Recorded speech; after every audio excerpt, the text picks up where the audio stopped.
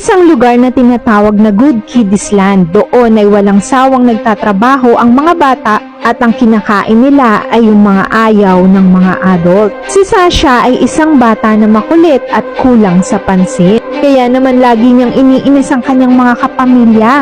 Isang araw ay naisipan niyang maglagay ng fireworks sa kanilang Christmas tree. Pero bigla itong bumagsak at pumutok. At dahil dito nagalit ang kanyang pamilya. At nag-wish sila na sana bumait na si Sasha. At pagkatapos nun ay biglang may nag-doorbell sa kanilang pintuan at may lumabas na kamukhang-kamukha ni Sasha. May dala itong pang-spray at agad nalinis ang kanilang maduming tahanan. At binihisan din sila ng batang kamukha ni Sasha. Marami pa itong dalang mga regalo para sa kanila. Yung tunay na Sasha ay dinala sa Good Kiddies Land. Akala ni Sasha ay masaya dito pero hindi niya alam na doon mag-i-start ang kanyang nightmare.